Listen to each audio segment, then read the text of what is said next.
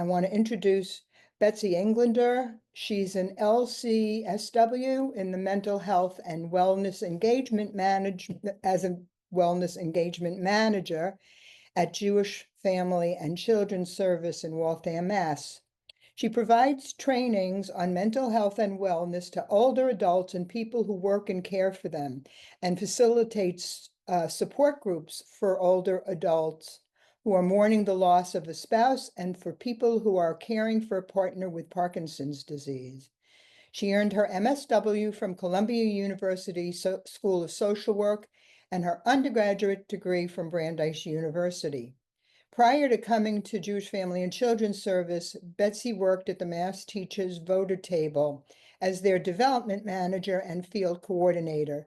She also worked as a tenant organizer, specializing in organizing tenant associations and advancing for tenant protections with all populations, including older adults, on the city and the state level. So I'm now going to turn it over to Betsy and thank her in advance and later on for agreeing to be our presenter today. We're really very grateful. Betsy? Well, thank you. And also I don't know if you remember this, Aura, but when you first approached me about doing this, I was extremely newly pregnant. So you were actually probably one of the first people that ever even found out. And I am now 36 weeks with my second child. So I was a little bit worried I wouldn't make it, but everything's all good. And I live in Woburn, and so I don't know if any people here taught there, or if I always forget, which cities and towns are in which affiliation. And I also just wanted to just note, so I had worked previously at an organization called the Massachusetts Voter Table. So not specifically anything related to teachers, but we very frequently partnered with the MTA on particularly around I can't believe I'm blanking on the name of it, but the millionaire's tax, essentially.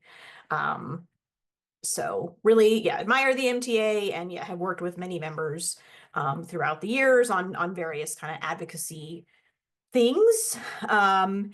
So I'm going to share my screen and share some slides. But probably before I get started, I should say, there's kind of a lot out there about like the idea of self-care, and a lot of it is very good. But I'm gonna just talk it's gonna be slightly different than just saying, of course, obviously it's good to take care of yourself and get enough sleep and drink water and exercise and all that. But I'm hoping to tweak that a little bit in this presentation. So I will bring up my slides now. There we go. All right, let's start from the beginning here. There we go. Okay. So yes, as Aura and Kathy said, I'm going to talk a little bit about how you can care for yourself while you care for others. And I'm really, really, really excited to be here today. Or already read my bio, so you kind of know what I do. I always say my title is, I think, kind of needlessly long. I did not choose it, but at heart, I am a social worker who provides trainings on mental health and wellness, but those trainings are very much informed by the support groups that I also facilitate, and that is kind of that experience is a lot of what I'm kind of drawing from in this presentation. And just for a little bit of background, if folks aren't familiar with Jewish Family and Children's Service, we serve people across the lifespan from all religions and backgrounds. We do have some programming that is kind of specific to the Jewish community, but that is actually a very, very kind of small part of what we offer. We work with people who, again, all economic backgrounds. We have many social workers and clinicians who work with people with various mental health issues, and we're actually always kind of expanding on that. I work in the services for older adults, but we're really, really building out our programming around teens and young adults who are having mental health crises. We have a lot of programming with people for people with disabilities, including some residences throughout the greater Boston area. We have a division that supports new parents. That's actually how I found the organization before I started working there. They have many groups for new moms and enabling older adults to age with dignity. So we have a lot of programming kind of that helps people either navigate moving to assisted living or stay in their homes, which I will, and again, I won't spend too much time on this, but just because we're talking about caring for other people, just wanted to share a little bit about some of our caregiver services. We sort of the first entryway of that I tell people if people are interested in anything that we offer is our senior direct line, which is just an information and referral service that is staffed by social workers. That's kind of the first stop. We have a program called Your Elder Experts, which is where you can, for a fee, you can work with what we call a care manager for sort of any issue related to yourself or a family member, for issues that come with aging. And where I kind of am more housed is in our support groups, which we have a number of programs related for a number of programs for family members of people who have Parkinson's and the people who have Parkinson's themselves. Similarly, we have quite a bit of programming for people with Alzheimer's and dementia. And the training education, that's mostly me. But we also I mentioned I also run some bereavement groups. We have a group for people who have lost a spouse, a group for people who have lost somebody who has died by suicide, and a parent loss group. And again, it's sort of under the umbrella of our Center for Jewish Healing, but that is absolutely not a requirement. Anybody can join those groups. And so what I was thinking about today even going back to when Ora and Dale kind of introduced this idea to me is, we have, and I see this in my groups frequently, we have expectations and ideas of what retirement is going to be. We have obviously so much more time that, you're not, and I know a lot of people don't work 40 hours a week. They work much more, and certainly teachers, very famously, spend a lot more than 40 hours a week in, the various supports that need to happen in a classroom. So there's, much more free time, getting to spend some of that time with your spouse and, not maybe have it taken up so much with the logistics of work and kids and all that. And, time to explore new hobbies and travel, things like that. And certainly if folks want to put in the chat any other sort of expectations that they had or have, you're certainly welcome to do that. And it's really, really difficult when the reality is far, far different than that. When, there's sort of an unexpected life detour in the form of somebody having an illness or lack of mobility, or just something that means that the sort of expectations and dreams that you had for retirement may be delayed or may never come to pass. And I think what also is really, really difficult for people is that there is, you're anticipating this sort of period of rest and respite and, not being on the sort of grind of working every day. But if you're caring for somebody, especially if you are the primary caregiver, if you're, as a parent, as a spouse, or as an adult child, it's a 24/7 job. And, certainly it's different than, a more traditional 9-to-5 job, but it is relentless, and it requires you to sort of be everything. It's, you are maybe doing more physical work than you thought. I mean, I know in the Parkinson's group, people say all the time, that's a real breaking point when they maybe think that their spouse can't live in the home anymore because they can't they can't get them into bed, they can't get them to the bathroom, things like that. And that certainly can have an impact on the person who's, the caregiver, because it's very physically taxing. Dealing with insurance, dealing with doctor's appointments, that in itself can feel like a full-time job. And it just completely changes the dynamic of a relationship. And so what I kind of wanted to do with this presentation is, acknowledge that for, I can't change the sort of facts on the ground. And no one really can. And again, I will just say personally, as a social worker, I've been to so many trainings and presentations where I sort of feel like the same kind of things are said about self-care. And again, it's very, very important, and I could certainly, offer some resources on that. But I think, at heart, most people kind of know that that's something that they should be doing. They know that getting outside, even for, just 5 minutes a day is really helpful. And that, if you can enlist sort of other people to support you in any way that they can, you should do that. But, it's of course easier said than done. And it can kind of also feel like it's still another thing on your to-do list. So I kind of wanted to explore, what is really kind of happening emotionally, and in kind of naming that, I think it can be really helpful in, kind of acceptance, and also sort of figuring out how to adjust to this unexpected life phase.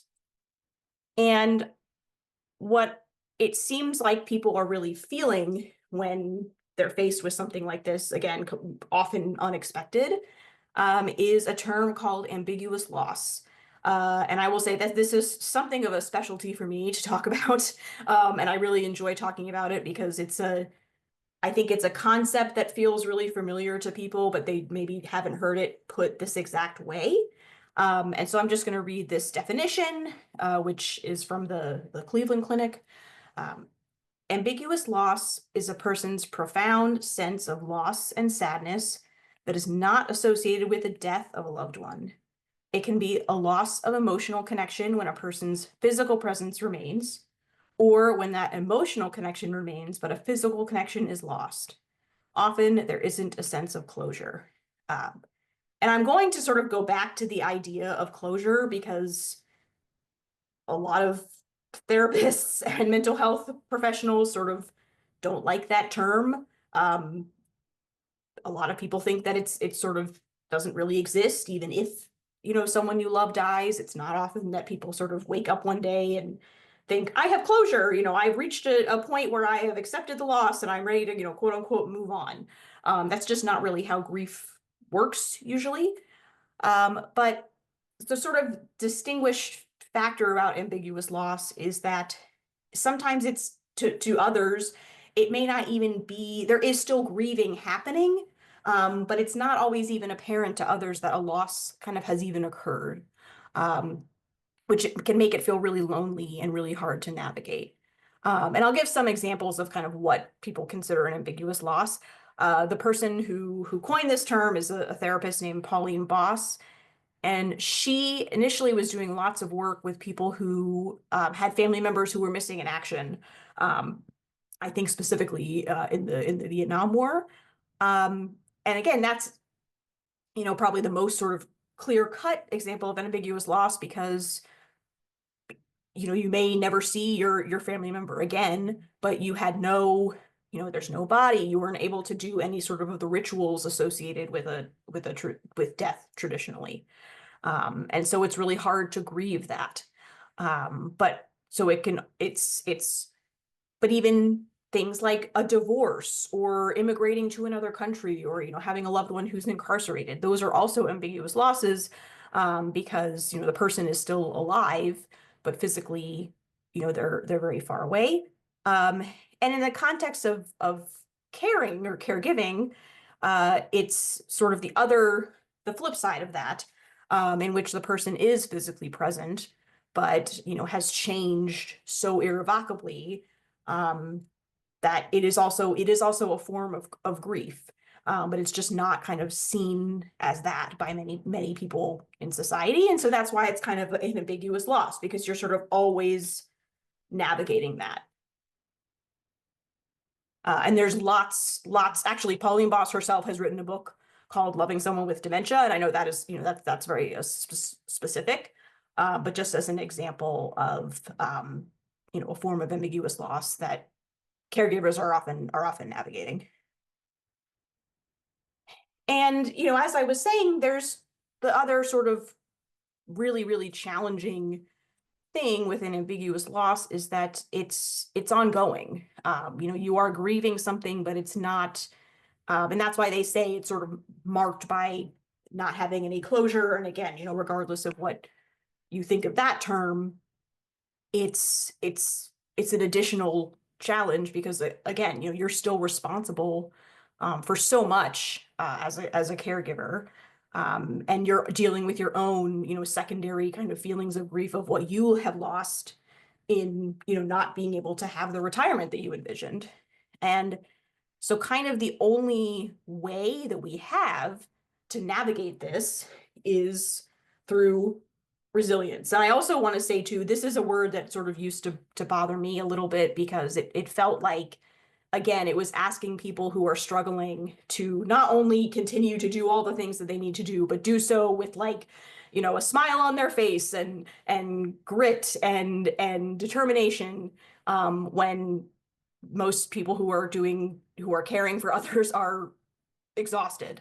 And that's not really kind of how it can be sort of defined other ways as basically just continuing to do everything you need to do, regardless of all the challenges that you're facing. And yeah, it's not about, doing it with a positive attitude. It's just the fact that it's happening at all.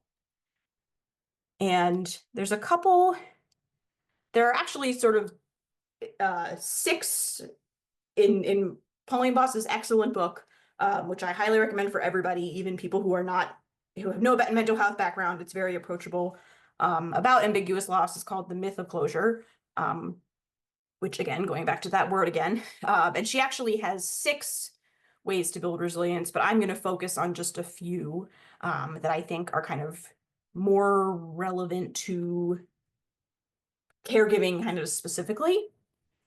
And I think can help in working through some of that challenge. To start, one of the elements is what she calls adjusting mastery. And all of this is really redefining what mastery means in your everyday life. Because I think particularly people who are used to sort of things being good at things, having things work out, and just, or being able to sort of figure out solutions on the fly, which I imagine any teacher is doing all the time. I think of how I had to do that as like a nanny and camp counselor. So a teacher is, of course, doing that much, much more. It's really hard when you kind of are in a phase where, this was not what you were expecting. And again, caregiving is so difficult and looks different for everybody, that accepting that there's not actually that much that you can control is really, really challenging. But getting to that point and working to that point I've seen it be extremely helpful. And I think also the challenge with grieving, a loss like this that is kind of ongoing, is that there's, you want to run away from it. You don't want to be feeling sad and feeling that grief. But there's sort of no way around it. And the only way out is through, more or less. So that's kind of what we mean by, adjusting your sense of mastery and accepting that there's, truly only focusing on what you are able to control.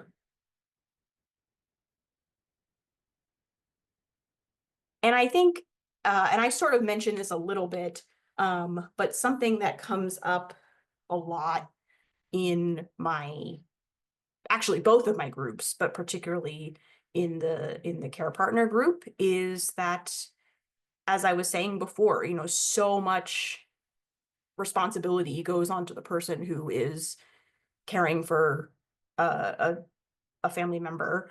And that can be very, very destabilizing. Envisioning kind of how your relationship is going to look, once you've reached retirement, and then having it be completely different is kind of going back to, accepting what you can't control, is really, really challenging for lots of people. And I hear all the time, like I never was the person who was in charge of the bills. I never had to do all the driving. I never had to do, things around the house. And that's, that can be challenging. Of course, it can be challenging, but also, of course, it has, an impact on a relationship. But, the other aspect of ambiguous loss is not, ambiguous has several meanings. So there's the element that it's something that's ongoing, but it also can be kind of meaning two things at the same time, which I'm also going to talk a little bit more about. So it's an opportunity to reconstruct that identity and embrace that. I've seen this come up in the bereavement groups as well. Somebody will be really anxious because there's a repair that needs to be made in their house, and they don't know how to do that. That was something that their spouse always did. And then they figure out how to do it, and they're really, really proud of themselves.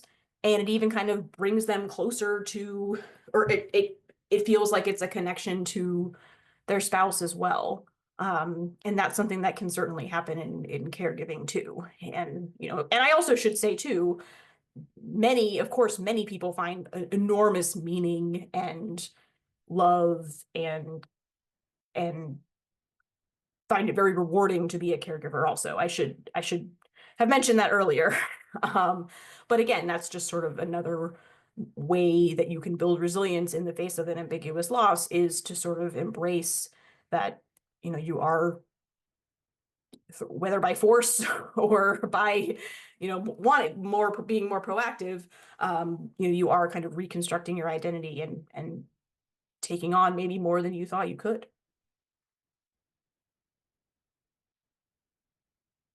And again, so this is just the cover of the book that I was talking about.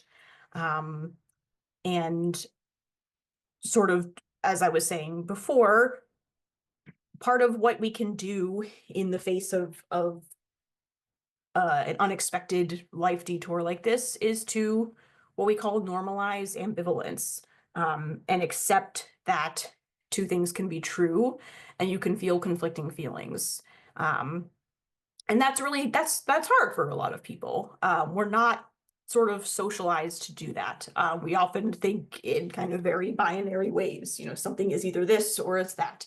And I find that, if you can have sort of a both and way of thinking, that is really, really helpful in kind of building your resilience around an ambiguous loss. And I just, thinking of examples, kind of going back to what I was talking about before, it's really hard that, we can't travel, but, I also get to spend, there are other ways that I can spend quality time with my partner. Like I'm just thinking about someone who just joined our Parkinson's group, who was talking about the pleasure she gets from just being at home with her husband now and doing puzzles with him. And again, not to say that, I am not a, positivity at all costs kind of person, far from it. But it's just acknowledging that, you can feel two ways about something. And again, that is not something that kind of comes naturally to everybody, but it is sort of a practice that you can work on.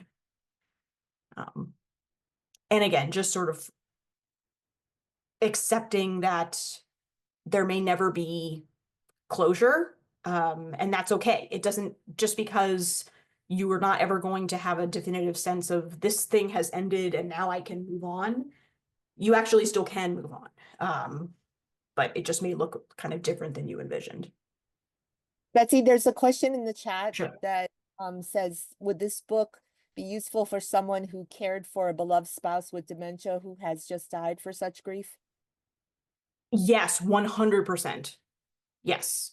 And I think that's a really good question, because something else that I also wanted to point out is that all the sort of at least all the definitions that I've found of ambiguous loss, like the formal definitions, they kind of define it as being like, well, there's like the loss of death, and then there's everything else, and that kind of falls under an ambiguous loss. But for many people, death is still an ambiguous loss, particularly because, as kind of the questioner was saying, once somebody does die, then people tend to sort of think like, okay, well, like, you're going to be in deep grief for this sort of set amount of time, and then you're going to, quote unquote, move on.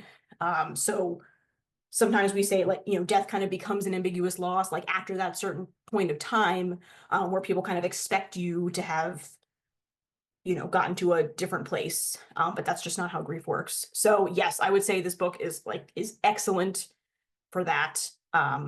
Because it certainly includes a lot of talk about death. It doesn't kind of set it apart from other ambiguous losses, for sure.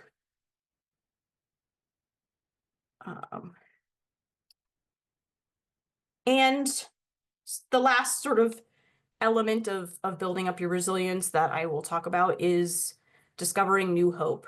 And again, this is not just to say that, like the sun will come out tomorrow, and you have to be, optimistic at all costs. I think that, we're seeing now that hope means many things. It doesn't just mean, I just mean kind of given our, current political reality. It doesn't mean being kind of in a bubble and just insisting that everything is going to be okay. It just means that, you are open to things being better in the future. And again, what this really is about is not sort of is similar to sort of letting go of what you thought the future would look like and being kind of open to what it might look like instead. And it's not always clear what that will be. And none of this is on a clear timeline. But just sort of leaving yourself open for that is I think is really, really helpful for people. And something else, one of the other elements that I didn't include here, but is kind of related to discovering new hope, is, making meaning. We as human beings always sort of all we can do is oftentimes make meaning from whatever sort of suffering or strife that we find. But again, there's no timeline for that. But it is, something that can sort of help propel us to sort of a next step. And the other sort of companion to resilience in how to sort of care for yourself in a more sustaining way when you're caring for other people is the concept of self-compassion, which I think comes up in every training that I do. And self-compassion is sort of different from self-esteem in that, of course, it's wonderful and important to, love yourself and think highly of yourself. But it's really just treating, as we say, treating yourself the same way that you would treat a friend who is struggling or feeling badly. And what this really means in practice is not sort of beating yourself up or punishing yourself for thinking that things are really bad and hard. And I know that that can sound kind of self-explanatory, like, well, of course, like I understand that, not everything is going to be great especially when I'm, a 24/7 caregiver. But oftentimes and certainly in my groups, I see this, people seem to hold themselves to a really, really, really high standard when they're doing this, because it involves, it's somebody they love, they want to be the absolute best caregiver. And I completely understand that. And of course it's a valid, important goal to have.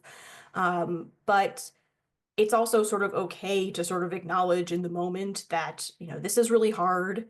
This is awful. I hate this. And just having those thoughts is not any sort of indication of what kind of caregiver you are, what kind of person you are. And I think people in this position sort of tend to spend so much time yet sort of thinking that they should be this certain way. And not just, you know, never complaining, but sort of even sort of internal thoughts that they have, sort of policing themselves and feeling like they're just not good enough. And that can be really self-defeating. So that's kind of what self-compassion is about, is just sort of not judging yourself. And again, most people would never, the way they speak about themselves is they would never speak that way to a friend or a loved one. And so, yeah, there's also Kristen Neff is the therapist. She's based in Texas, who kind of came up with this concept. And she has a book about it. I have not read that book, so I can't speak as much to what's in there as I can to The Myth of Closure.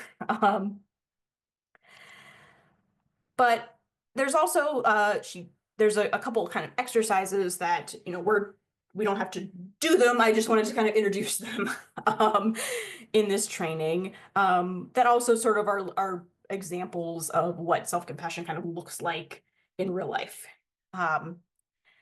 So I really like this exercise because I think it gets really to the meat of, or it can at least show how frequently we're criticizing ourselves. So it says, I'm just going to read the text here. Think about the ways that you use self-criticism as a motivator.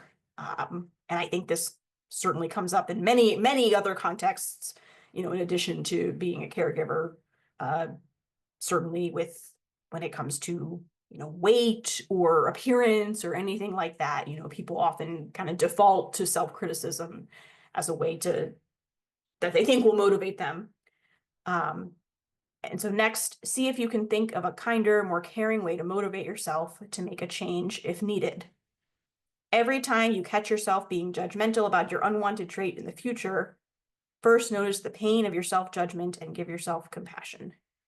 And so what I like about this is that it's really sort of interrupting a thought process that I think, sadly, again, comes sort of second nature to lots of people, in that, you know, thinking like, well, like it's, instead of saying like, why can't I just, you know, find 20 minutes a day to exercise?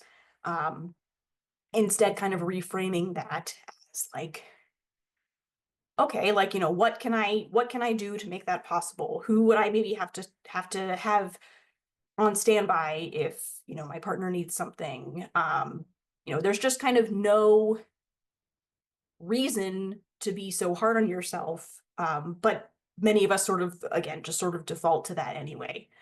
So I just like this exercise because it's sort of interrupting that thought process and turning it around and saying like, you know, what are other ways I can maybe motivate myself that are not based on self-criticism?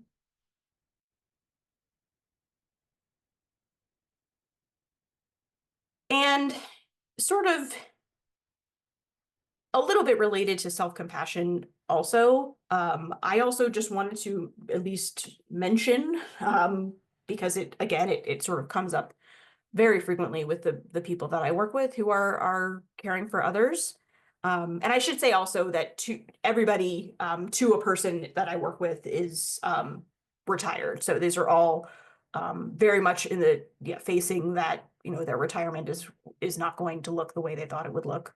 And also for many people, their partner got a Parkinson's diagnosis when the pandemic first hit. So it was, you know, many, many things happening that were sort of not the future they envisioned. But of course, if, you know, there's this huge life detour that is, you know, not anybody's fault, not foreseeable, there's still, you know, resentment is probably going to be a factor. And self-compassion is sort of also about trying to let some of that go. And just checking the time. Oh, I do have time. Okay, so I'll go through this a little bit, but just to say that, you know, I could probably do a whole presentation sort of just on the topic of resentment. But what I have found is that there's sort of a huge difference in happiness, in satisfaction, when people are sort of on the other side of feeling a lot of resentment towards their partner. And it's really, and it's, again, it's hard to get there. You know, it's really challenging when you are just doing so much and your partner, for whatever reason, is just not able to thank you, is not able to appreciate it. It's extremely, extremely difficult. And again, any sort of anybody would feel some resentment. But I've personally seen, you know, when people are able to sort of acknowledge and truly kind of get to the point of understanding, like, well, I this is appreciated. I am doing good things. I am doing my best, and some of the ways my partner may or loved one is responding is not something I can control.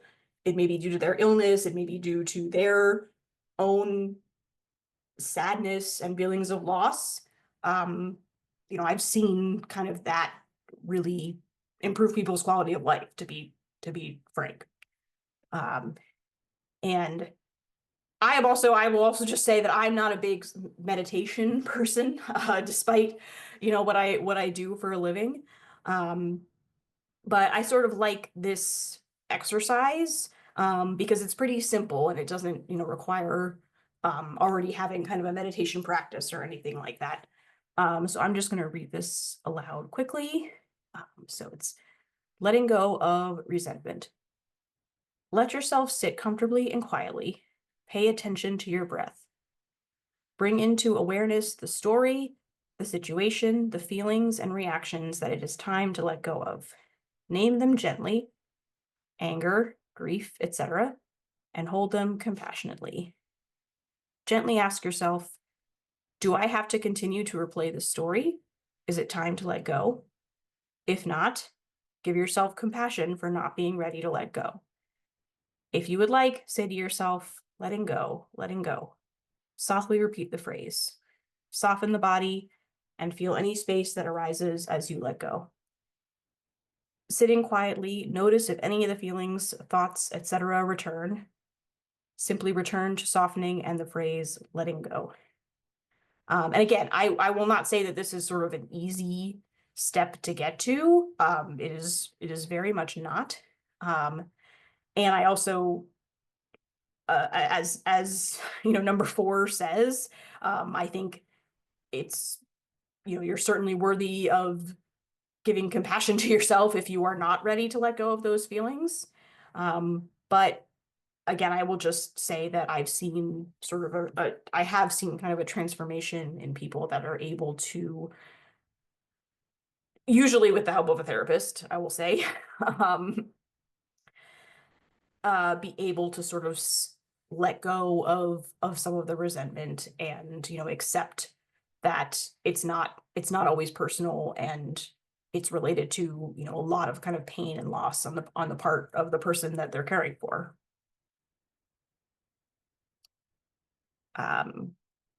And I actually just recently discovered this website, called daughterhood.org, and it's actually like there's a whole there's actually support groups on this website. They have a podcast, and it's, you know, mostly, as the name implies, targeted to adult daughters who are caring for aging parents. As that is not always, I've encountered a lot of really conscientious and caring adult sons, but it is, you know, very often the daughter that is in that role. But there's a lot on there that I think is really, really helpful for anyone who's caring for somebody. And this is from an article that I thought was really, really excellent, that I learned about through my colleague who runs our dementia and Alzheimer's related programming. That, you know, sometimes, as important as it is, the way that self-care is presented can kind of feel like, again, sort of just another thing that you have to do.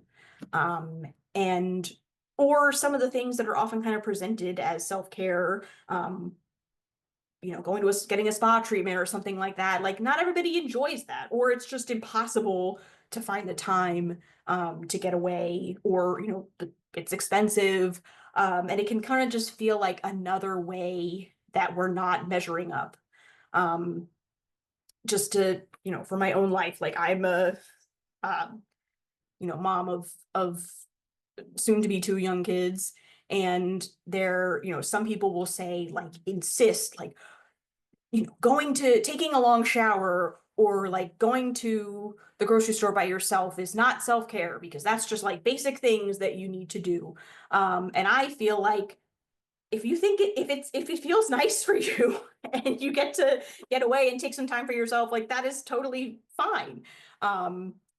But this quote just really stuck out to me, because it's just about it's sort of looking at it differently and letting go of the idea that you're only doing okay if you're practicing kind of a very specific form of self-care, but realizing that you're doing, and again, kind of going back to the other definition of resilience, you're doing what you need to do, even if it's really, really hard, and even if you don't get as many breaks as you need. And that is something that should be celebrated.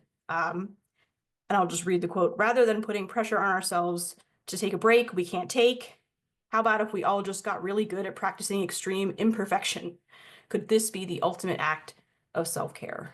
Because again, despite, whatever sort of self-care you're able to manage, what you're doing is extremely important, and you're showing up to do it, regardless of if you're able to actually get that break or not.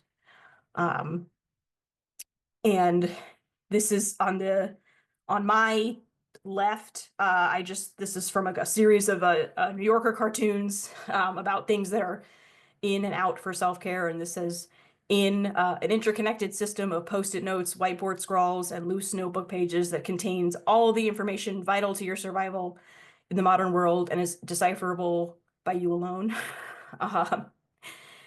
And I also, despite that, I find a lot of the talk around self-care sort of, not always helpful. It is also just helpful to think, sometimes it can be really simple as just, making sure that you've eaten, and, making sure you're drinking enough water, and again, I certainly am very much in favor of that.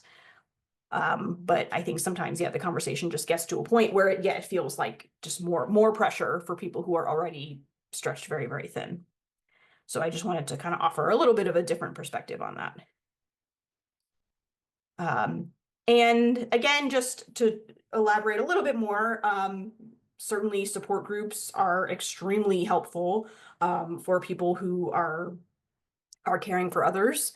And I, can speak more specifically to Jewish Family and Children's Service, but I know that many councils on aging, many other organizations throughout the state have caregiver support groups. So certainly,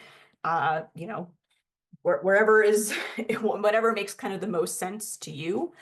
But again, just wanted to remind people that we have a few partner loss support groups, which again, I'm biased, but are wonderful.